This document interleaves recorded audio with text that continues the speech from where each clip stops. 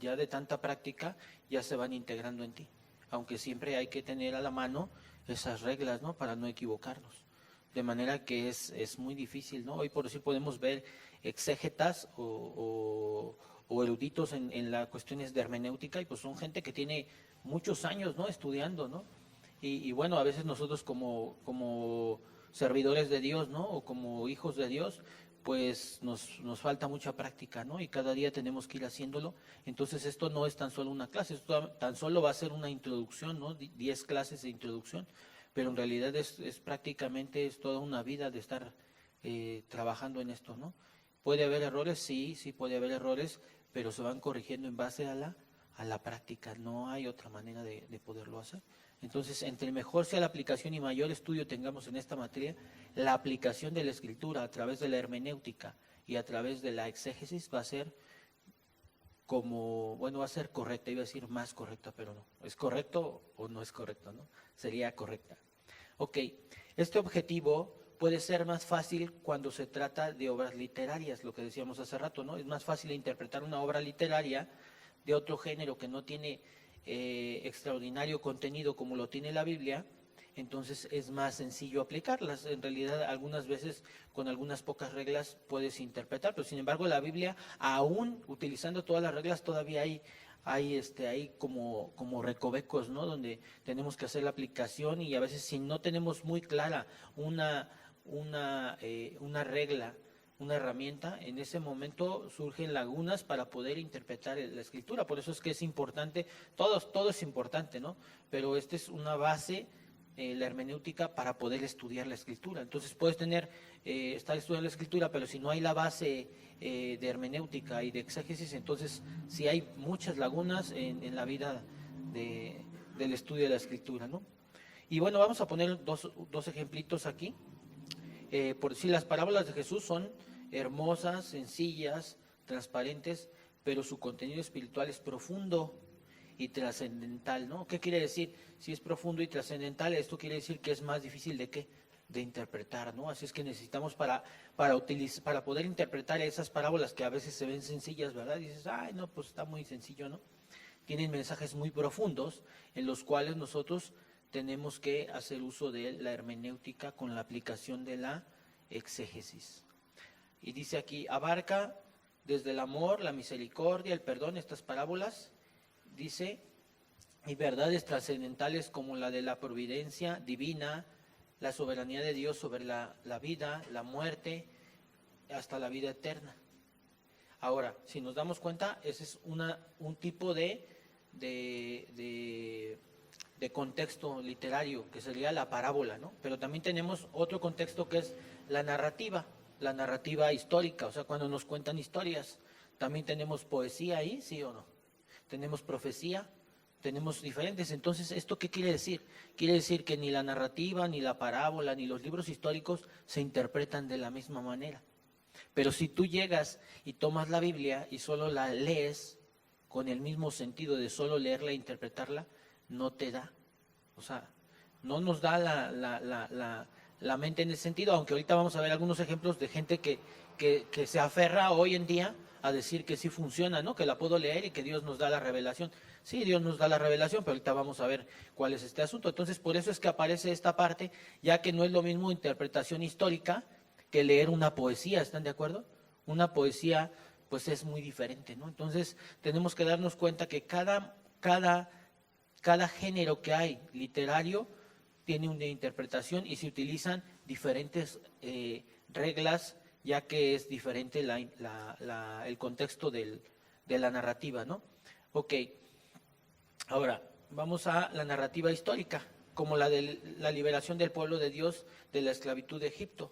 Pueden estudiarse de una manera objetiva, como un hecho histórico, de mucha trascendencia para el pueblo judío. O sea, podemos leerla como historia nada más, ¿no? Y está correcta la interpretación si la leo como historia, sí. Pero sin embargo, trae recovecos ahí que solamente a través del uso de la hermenéutica y de la exégesis, entonces voy a descubrir muchos mensajes que hay y enriquecedores para mi propia vida personal, ¿no? Sin embargo, cuando no hago el uso de esas herramientas, entonces solamente voy a leer un libro histórico como ¿qué? como historia, ¿no? Y en algunos alcanzaría a ver, ay, mira, pues aquí se portó mal, ¿no? O aquí mató, o aquí esto, o aquí el otro, por decir. Hay personas que por falta de la interpretación de la escritura, leyendo un libro histórico, ven que hay guerras, ¿no? Y dicen, ¿cómo que hay guerras? Pues mira, y Dios los permitió, pues qué mal Dios, ¿no? O sea, hacen juicios, sobre todo porque no hay una interpretación correcta. Y hay gente que está en ese asunto, ¿eh? Y hay gente que por la falta de la interpretación dicen, ah, bueno, la Biblia es un libro histórico. Y en realidad la Biblia sí es un libro que cuenta historias y es histórico, pero no por ser histórico no nos deja enseñanzas. De hecho, la historia podemos darnos cuenta que la historia se hace para que el ser humano no repita los mismos errores. Ahora, eso es de manera superficial, pero si lo buscamos en profundidad nos daremos cuenta que no tan solo nos cuenta la vida y la historia de pueblos de la escritura, sino nos cuenta también los modos, las formas en que tenemos que vivir, habla acerca del pecado, habla acerca de muchos temas de la Biblia que no podemos extraer si no hacemos el uso de estas herramientas, ¿no? Ahora, pero dentro de la narración de los hechos históricos aparecen mensajes espirituales, fíjense, y morales, de aplicación a la vida cristiana, como el valor del pacto, la alianza con un Dios que es fiel, la fidelidad del pueblo, la persistencia amorosa de Dios, de Israel, en sacar a ese pueblo de dolorosas peregrinaciones por el desierto hasta la tierra prometida que fluye leche y miel. O sea, vemos que hay un contexto de historias, ¿no? Pero en esas historias vemos que traen dos cosas, mensajes espirituales, ¿verdad? Ya sea hacia el pecado, ya sea hacia principios como la lealtad, como la perseverancia, como el amor a Dios, ¿no? Pero también trae cuestiones morales, ¿no? Como el adulterio, como la fornicación, como mil situaciones que vamos viendo, pero no podemos hacer el estudio correcto si no tenemos esa ciencia y esa herramienta. En este caso sería la hermenéutica y la exégesis. Y en el trasfondo de todo se vislumbra claramente que el principio de la historia de salvación es otra de las cosas que, bueno, también hay que interpretar a través de el estudio de estas dos de esta ciencia y de esta herramienta. La importancia de este estudio se deriva considerando dos puntos de vista opuestos en cuanto a la comprensión del texto bíblico. ¿Qué necesidad tengo yo de normas para interpretar la palabra de Dios? Esa es una pregunta, ¿no? Hay gente que dice, yo no necesito esto, yo puedo leer la Biblia en mi casa. Y la pregunta es que cuando estudiamos la hermenéutica y nos damos cuenta de la ayuda que hace la hermenéutica y la exégesis, nos damos cuenta que si nosotros en algún momento escuchamos a alguien o nosotros mismos, ¿no? Seguramente nosotros lo hicimos, ¿no? Yo en algún momento lo pensé también, ¿no? Dije, bueno, pues qué necesidad, pues si yo leo la Biblia y Dios me habla. Pregunto, si leo la Biblia, ¿Dios me habla o no? Entonces, ¿para qué necesito la hermenéutica y la exégesis? Y así tenemos ese pensamiento. Dice, ¿qué necesidad tengo yo de normas para entender la palabra de Dios? Otra pregunta, ¿no nos da Dios para que la entendamos? O sea, Dios no nos da la palabra y nosotros la leemos, nos revela su palabra y la entendemos. Y dice aquí, nos dice el apóstol Juan, la unción que vosotros recibisteis de él permanece en vosotros y no tenéis necesidad de que nadie os enseñe. Fíjense lo que dice. Pero fíjense, el hecho de leer esta parte, quiero que vayamos y alguien me lea Primera de Juan 2:27, por favor. Primera de Juan 2:27.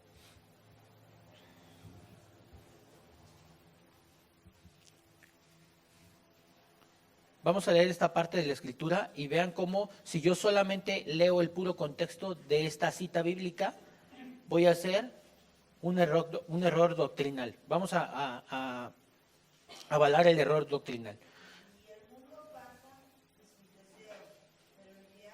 Primero de Juan 2:27. Uh-huh.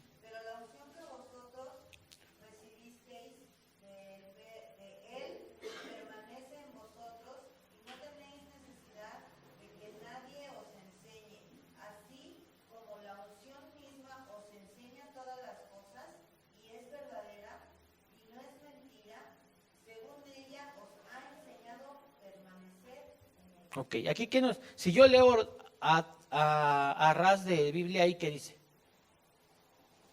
¿Necesito estudiar o no? Que no necesito estudiar, ¿ya vieron? Apunten esas citas bien importantes. Yo la leo así, dice no necesito estudiar.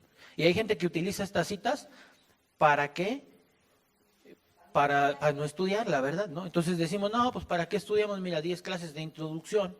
¿Cuántas vendrán de hermenéutica ya aplicada? O sea, ya de cosas más sólidas en la cuestión hermenéutica. Dices, no, mejor así me quedo, me tomo de esta cita bíblica, ¿verdad? Y digo, aquí me está diciendo, pero la unción que vosotros recibisteis de él permanece en vosotros y no tenéis necesidad de que nadie os enseñe. Así como la unción misma os enseña todas las cosas, ¿qué nos enseña la unción? Todas las cosas. Entonces ya, si tengo la unción de Dios, somos ungidos de Dios todos los que somos hijos, entonces ya no tenemos necesidad de nada que nadie nos enseñe. La pregunta es, ¿será cierto eso? Ahora, ¿cuál es la problemática? La problemática es que solamente tomamos un párrafo y ya, eso es todo. Hoy podemos tener líderes, pastores que no estudian, gente que cree que porque él lee la Biblia ahí en su casa, ya. Pero tenemos que darnos cuenta que es un peligro, ¿no? Sin embargo, nunca deja uno de aprender, ¿no? La verdad es de que es importante. Nosotros, por decir ahorita, el pastor Raúl y yo, pues aún seguimos estudiando otro instituto, aunque ya habíamos estudiado. Es más, el pastor ya había estudiado 2 institutos y iba por el tercero. Yo iría por el segundo. Sin embargo, pues aún así, ¿qué creen? Ya no aprendemos nada, ya lo sabemos todo, ¿creen? Pues no, seguimos también aprendiendo cada día. Entonces, esta cita bíblica, si nosotros la desglosáramos, tendríamos que ir a contextos anteriores, posteriores, ¿verdad? Y hacer uso de ¿qué? De la hermenéutica y del exégesis para darnos cuenta a qué se refiere este contexto. Y bueno, vamos a ir, dice, y también podría completar su respuesta o comentario con esto. Ya vieron que la primera pregunta que hacíamos era, ¿qué necesidad tengo yo de normas para entender la palabra de Dios? Esa era una. La otra era, no dice el apóstol Juan, dice que la unción de vosotros recibisteis de él, permanece en vosotros y no tenemos necesidad de que nadie nos enseñe. Hay gente que usa ese tipo de herramientas, ¿no? Y dicen, yo no tengo la necesidad, si aquí en la Biblia lo dice. Y sí, si tú vas a la Biblia ahí, ¿lo dice o no? Sí, pero no dice eso. Porque entonces si dice, si tu mano derecha te hace pecar, ¿qué? Córtatela. Entonces, ¿te vas a ir a cortar la mano? Ahí dices, no, pues ahí sí ya no, ¿no? Esas personas que interpretan así la escritura, creen que la van a interpretar esa, pues si no son tontos, saben que están haciendo un mal uso de la escritura. Por eso es que a veces ustedes no entienden, ¿no? Pero nosotros cuando uno de ustedes se acerca y nos dice, no, es que yo estoy leyendo en mi casa y yo con Dios, o sea, miren, la verdad no es mala onda ni es burla, ¿no? Sino simplemente sabemos y nos hemos dado cuenta que una persona en su casa, por mucho que se ponga a leer la Biblia todo el día, ¿qué creen? No va a poder interpretar la Biblia correctamente. Por eso es que se levanta en las iglesias y habla que tienen que ministrar el ministerio del maestro, ¿no? Y bueno, muchos de ustedes tal vez sean maestros de esta congregación y Dios quiere, ¿no? Que se levanten maestros, pero es necesario que nosotros podamos estudiar esta parte. Entonces, en casa es una aberración decir que puedo recibir la revelación de Dios. Ahora, no está tirado a lo loco, porque sí hay ciertas revelaciones que Dios te da. Sí lo hay, pero llega un momento donde se limita eso. ¿Por qué? Por la falta de la correcta interpretación de la escritura, ¿no? Ok, entonces vamos a ver el otro ejemplo donde decía que, bueno, ¿por qué no tenemos necesidad? Dice más adelante, quiero que lea alguien Isaías 35:8. Por ahí alguien ayúdeme, Isaías 35:8. Yo aquí la tengo, pero quiero que me apoyen a leerla ahí alguien, para que no se duerman.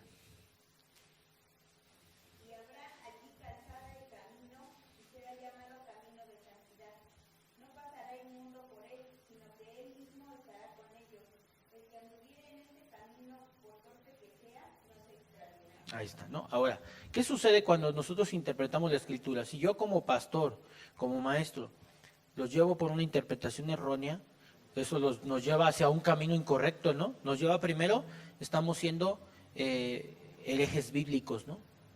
Me estoy convirtiendo en un falso pastor, en un falso maestro, ustedes en falsos ¿qué? En falsos cristianos, lagunas doctrinales, estamos yendo al resbaladero todos, ¿no?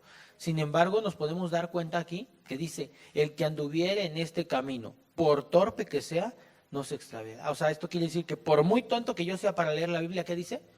Yo no me extravío. Eso es lo que yo estoy leyendo aquí, en el contexto. pero también tengo que ir y darme cuenta en otras, anteriormente, posteriormente, que son reglas. Una de las reglas que aún todavía no hemos visto, pero una de ellas importante es que la Biblia se interpreta ella misma. Sin embargo, no hemos visto esa regla. Pero fíjense, en otra versión dice así: el camino es tan claro que hasta los insensatos no erran.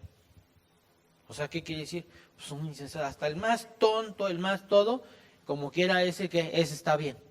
Es que yo leo la Biblia en mi casa, no, tú estás bien. Yo nada más la leo una hoja, sí, una hoja, no, así. Ese está bien. Fíjense. Gracias, pastor. O sea, imagínense hasta dónde llega. ¿Por qué? Porque solamente leo ese versículo bíblico. Si ahorita hiciéramos una práctica con algunos versículos, algunos ya entienden de aquí, de los que están aquí, pero algunos que no entienden aún, si nos acercáramos y les diría, lee este versículo e interprétamelo, ¿creen que cayeran en errores doctrinales ahorita garrafales? Sí, pero tremendamente. Ahora, la vida cristiana, esto no se están preparando para ser maestros, fíjense. Es un principio solamente, claro que para ser maestro pues hay que empezarle también desde ahí, ¿no? Pero sin embargo vemos que no es, porque a veces puedo pensar, ay no, pero yo no quiero ser pastor, yo no quiero ser maestro, yo no quiero ser apóstol, no quiero ser profeta, yo nada más quiero ser un buen cristiano. Pues ¿para qué crees que es esto? Nada más simplemente para ser un buen cristiano. Entonces tengo que darme cuenta la necesidad que tengo yo de poder tener estas herramientas, y no solo tenerlas, sino poder hacer uso de este tipo de herramientas. Ok, vámonos a Juan 7:17, por favor.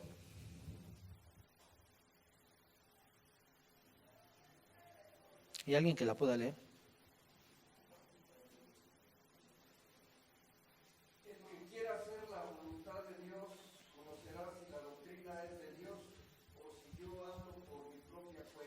Ok, entonces, ¿qué quiere decir? Dice, desde luego hay algo de verdad en lo que diría el hermano, ¿no? Pensando en que el hermano estaba interpretando ahí cosas. Cuando nos encontramos a alguien y se aferra a cuestiones doctrinales, ¿no? Estamos pensando. Y la actitud es conocidísima, pero hay que saber distinguir la verdad del error que encierra su contestación. O sea, ¿qué quiere decir? Que tenemos que darnos cuenta a través de estas herramientas cuando alguien está cayendo en un error, ¿no? Y que te dices que no es necesario. Es más, puedes encontrar gente, fíjense, tú puedes encontrar gente que te diga citas bíblicas de memoria, y no una, sino muchísimas citas bíblicas que llegue a generar en ti un asombro, ¿no? Pero eso no quiere decir que tenga una buena interpretación de la escritura. ¿Sí me entiendes? O sea, ¿es bueno aprenderse la Biblia? Sí, pero no es una herramienta que me haga interpretar la escritura, ya que solamente es la repetición de lo que está diciendo ahí. Entonces puedo estar repitiendo escritura, pero a la hora de poder aplicarla en mi mente, obviamente estoy teniendo errores doctrinales. Entonces tengo que darme cuenta que no es sencillo ni es un juego, ¿no? Entonces la verdad es de que pues tenemos que estar atentos todos, ¿no? Ok, la interpretación de las citas bíblicas es un ejemplo de lo que pasa cuando se quiere entender textos con sentido individual. ¿Esto qué quiere decir? Cuando yo quiero interpretar algún pasaje bíblico, que es el error más común, con un sentido individual, entonces ahí tengo un problema. Por decir, voy a mencionar una cita bíblica que dice, donde 2 o 3 están reunidos en mi nombre, ahí estoy yo. Entonces, ¿qué quiere decir? Normalmente esa cita la usan cuando van a orar, ¿no? Y agarran y dicen, cuando 2 o 3 están reunidos en su nombre, ahí está Él, ¿no? Y entonces están leyendo y entonces ponen a orar a las personas. Si tú lees el contexto anterior y posterior, no habla acerca de la oración en el sentido de que ahí está Dios. La pregunta sería ir a otros contextos bíblicos o a otras citas bíblicas donde entonces, si alguno de ustedes está en su intimidad, dice que cuando quieras orar a Dios, vayas a tu intimidad, ¿verdad? Cierres la puerta y estés con Él. Entonces, ¿por qué esa cita dice que si tú vas a tu habitación y estás orando con Él, quién está contigo? Dios. ¿Y por qué esta cita que dice que donde 2 o 3 están reunidos en mi nombre, ahí está Él? Entonces se contradicen, ¿no? Sin embargo, vas a ese tipo de comprobación a ir a otros textos bíblicos que no aparece otro texto bíblico igual que compruebe 2 o 3 o 4 veces o más veces que tengan que estar 2 o 3 para que esté Él. En ese momento dices, esto está tache, pero entonces, ¿qué sucede en esa cita? Sucede que entonces voy a ir al contexto anterior y al contexto posterior, o inclusive a todo el capítulo para ver de qué se está tratando y darme cuenta que no es el tema del cual está tratando. Pero como tan solo yo solamente extraje que una cita bíblica y la usé, y de ahí empiezan a hacerse doctrinas erróneas normalmente. ¿Cuándo es cuando empieza a generarse una doctrina errónea? Cuando alguien toma textos como este y los saca de contexto, pero los genera una doctrina.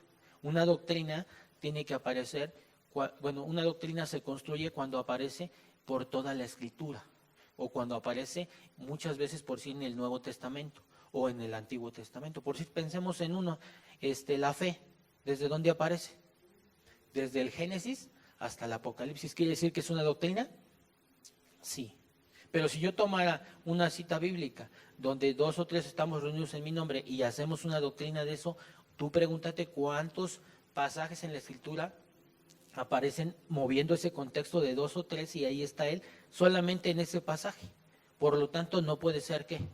Una doctrina bíblica. Sin embargo, tengo que descubrir qué es, cómo.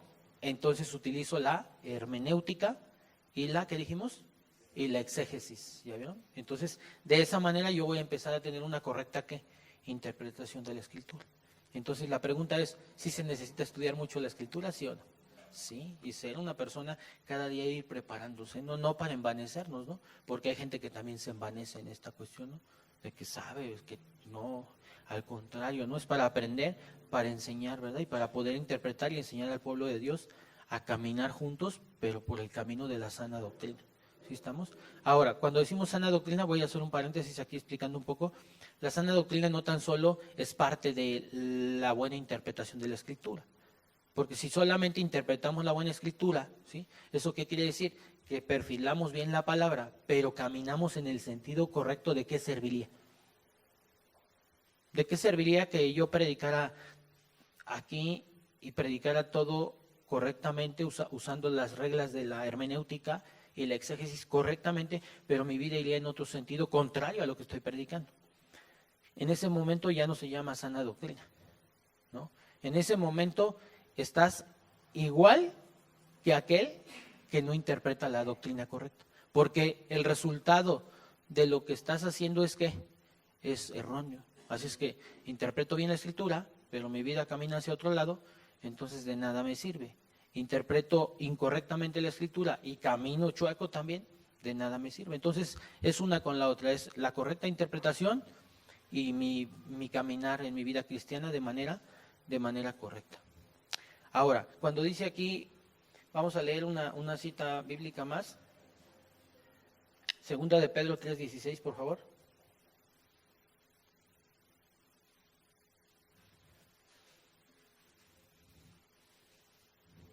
Segunda de Pedro 3:16, si alguien me ayuda.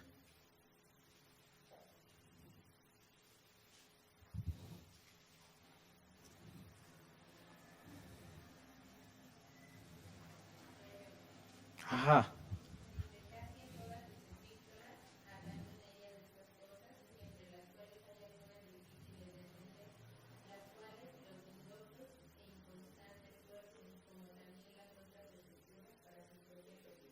Ok, entonces dice aquí que hay algunas difíciles de qué?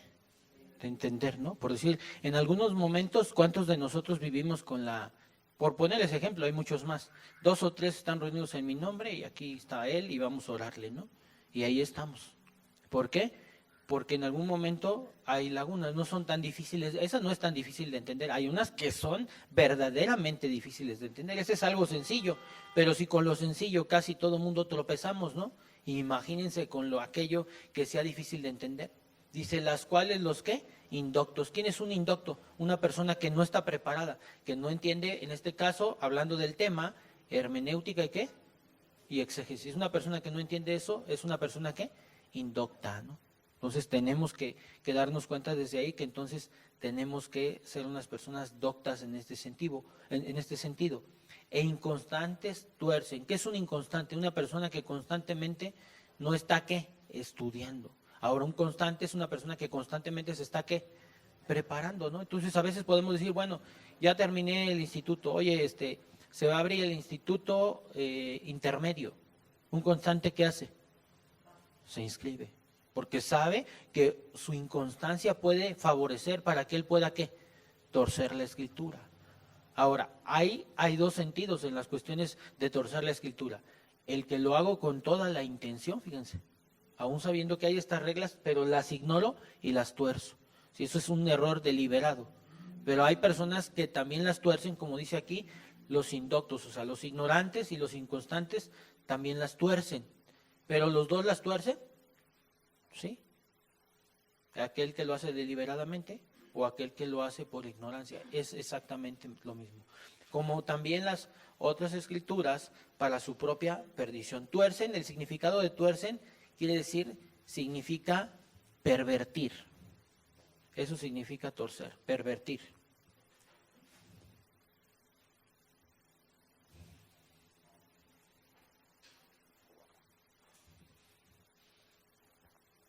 Significa pervertir. Ahora, la ignorancia del conocimiento del hermenéutico nos lleva a pervertir las escrituras. El problema es que no solo quedan en pervertir la escritura, sino que termina en llevarnos a la perdición, ruina, destrucción física y o espiritual. O sea, no nada más ya la torcí, sino trae consecuencias en la vida. No tan solo en la vida de la persona que lo predica o que lo practica, sino de la persona que lo enseña también, ¿no? Entonces es algo en lo cual debemos de estar poniendo mucha atención. Ahora vamos a ver un ejemplo de quién fue la primera persona que tuerce la escritura. ¿Alguien sabe quién fue la primera persona? Fue en el Génesis. En el Génesis. Génesis 3, 1 al 5. Ayúdenme por favor ahí. Génesis 3, 1 al 5. Génesis 3, 1 al 5. Por ahí anda una hojita, apúntense todos, apunten su nombre por favor.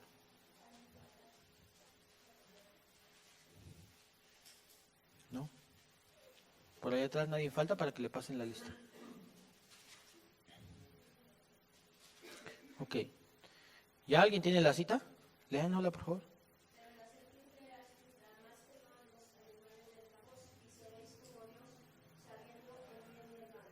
Ok. Primero hay dos cosas, ¿no? La primera dice, en el versículo 1 dice, con que Dios os ha dicho, no comáis de todo árbol del huerto. Y la mujer respondió a la serpiente, del fruto de los árboles del huerto podemos comer. O sea, le estaba metiendo que torciendo la escritura, Dios no había dicho eso, sí. Dios no lo había dicho. Sin embargo, el diablo ya estaba diciendo que eso lo había dicho Dios. Y ella reafirma, de los árboles del huerto podemos comer. Y él decía que dijo, no comerás de todo árbol del huerto. Entonces vemos cómo él es una persona que quiere torcer la escritura. Entonces, inclusive en el mismo versículo 1 dice, pero la serpiente era, ¿cómo era? Astuta. Eso quiere decir que él lo hacía ignorantemente o deliberadamente. Deliberadamente. ¿Para qué? Para perdernos o para llevarnos al camino de Dios. Para perdernos. Entonces, ¿qué es lo que hacemos? Fíjense, personas que hoy pueden transgiversar la escritura, muchas veces en su ignorancia nos van a perder en el camino de Dios. O dos, en algún momento pueden ser astutos, ¿verdad? Y quieren ¿qué? Desviarnos. Eso es, por decir, los falsos maestros, los falsos pastores, nos damos cuenta. Sobre todo tú puedes ver en el Antiguo Testamento, ¿no? Sobre todo en la vida de Pablo, aunque muchos hablan acerca de los falsos maestros. Y hay partes de la escritura dedicadas a enseñar acerca de la falsedad. Y muchos de ellos trataban de destruir el cristianismo, como con falsedad, ¿no? De filosofías huecas, ¿no? Que no llevan al hombre a ningún propósito. Entonces tenemos que estar preparados cada día para poder darnos cuenta y no perder nuestro tiempo. Porque yo les pregunto, ¿qué sucede si tú asistes a una iglesia donde la escritura se tuerce? ¿Qué estás haciendo todo ese tiempo en tu vida? Pues está perdido, ¿no? Porque ¿a dónde va una persona que supuestamente va a buscar? Vamos a buscar a Dios. ¿A dónde está Dios? No, pues que allá. Dios está allá y ahí van todos a buscar a Dios hacia este lado. Y ahí estás dando la vuelta buscando a Dios y nunca lo encuentras. ¿Por qué? Porque no lo buscas conforme a la escritura, conforme a Él quiere darte a entender conforme al propósito que Él quiere. ¿Por qué? Bueno, pues porque a veces decimos, bueno, mi religión, yo así aprendí, o hay unos que dicen, pues tú naciste en esta iglesia y no importa aunque esté torcido el asunto, pero aquí Dios te puso, ¿verdad? O sea, muchas cuestiones de torceduras que nosotros debemos de entender, ¿no? Que finalmente, pues tenemos que salir, pero no salimos, dice, mi pueblo se perdió por falta del conocimiento. Entonces, este es conocimiento el cual necesitamos y si no nos podemos perder del camino, ¿no? Ok. Ahora dice, los imitadores, conscientes o inconscientes, han perturbado este procedimiento engañando a la humanidad con falsas interpretaciones de la Escritura. Dice, fijándose en palabras o versículos arrancados de su conjunto. Voy a poner un ejemplo. Dice que Dios Él se hizo pobre. Él era rico, pero se hizo pobre para que con sus riquezas fuéramos, ¿qué? Enriquecidos. Está hablando de riquezas, y cuando viene a la mente del ser humano aplicando el humanismo sin entender la parte espiritual, ¿qué es lo que estoy entendiendo cuando habla de riquezas? De dinero. Entonces dices, órale, rico, y se hizo pobre para que yo fuera enriquecido, órale, no, pues entonces ahí nace, por decir, una doctrina, la doctrina de la prosperidad, ¿no? Y entonces empiezan a predicar esa situación. Pero cuando tú vas y usas esta herramienta, usas la hermenéutica y la exégesis, y empiezas a ir a través de la lengua original, ¿no? El griego, el arameo, y empiezas a darte cuenta, el hebreo, y te das cuenta que la palabra y el contexto no se refiere, sino habla de la riqueza que espiritual. Pero bueno, como no lees la Biblia, eres indocto e inconstante, y llegas ahí, y pues ahí te sientas, y como el pastor tiene una Biblia ahí, y te dice amén, y te dice hermano, y te dice gloria a Dios, y entonces tú sientes como que la apariencia de él es de bondad, ¿no? O sea, todo se ve bien, dices, pues sí, esto sí es de Dios, ¿no? Lo mires nada más en lo superficial, y dices, sí, esto es de Dios. Oye, y sí le dicen pastor, mira. Y entonces observas esa parte, y tú te sientas y sigues percibiendo las falsas, ¿qué? Las falsas doctrinas, las falsas enseñanzas. Y ahí se la pasan por años, le agarran cariño al asunto, ¿verdad? Es el club social, pero no puedes percibir más allá. Entonces, el salir de ahí, cuando tú abres tus ojos y te das cuenta, te es difícil. Pero cuando tú has sido enseñado y aprendes esta herramienta, el uso de la hermenéutica y cómo aplicar la exégesis, te das cuenta que entonces ya no empiezas a despertar, y entre más lo estudies, dejas de ser una persona cada vez más preparada, más bien. No dejas de ser, sino eres una persona más preparada, de manera de que cuando tú ya tienes cierto conocimiento, tú puedes ir y sentarte en una congregación, observa qué es lo que sucede y darte cuenta que quién es el que te está protegiendo ahí. La palabra de Dios. Ya no es el pastor que le diga a Roxana, no te vayas a otra iglesia porque te va a ir mal. No. Sino la misma palabra y la correcta interpretación generan una protección en ella. Y cuando ella se sienta y la invitan a una iglesia donde se enseñan falsas doctrinas y le dicen, no, pero es que aquí está bien bueno, mira la alabanza, mira. Ella no ve a Dios a través de eso, sino lo ve a través de la correcta enseñanza. Se sienta y dice, es una bola de herejías que yo mejor me levanto de aquí y me voy. Pregunto, ¿quién la protegió de los falsos maestros y de las falsas enseñanzas? Dios, por medio de la correcta interpretación de la Escritura. Entonces, a veces decimos, bueno, ¿y qué cree, pastor? Ya no vengo porque pues la verdad es que me queda muy lejos, pero ya encontré una ahí cerquita de mi casa al lado. Y la gente se va. Pregunto, ¿sería una buena manera de darme cuenta que esa es la mejor iglesia, la iglesia que me queda cerquita? ¿O sería mejor a través de la Escritura y de la correcta interpretación de la Biblia? Voy y me siento, ¿verdad? Porque puede ser una iglesia que esté enseñando correctamente la Escritura. Voy y me siento, pero como tengo ya elementos acerca del estudio de la Escritura, observo y digo, oye, fíjate que sí, me enseñan una correcta Escritura, me queda cerca, bueno, pues todo quedó ad hoc, ¿no? Entonces, ¿quién es el que te llevó allá? Pues la palabra, ¿no? La sana doctrina, la sana palabra. Y es cuando entonces nosotros tenemos que darnos cuenta que es necesario que cada uno de nosotros pues hagamos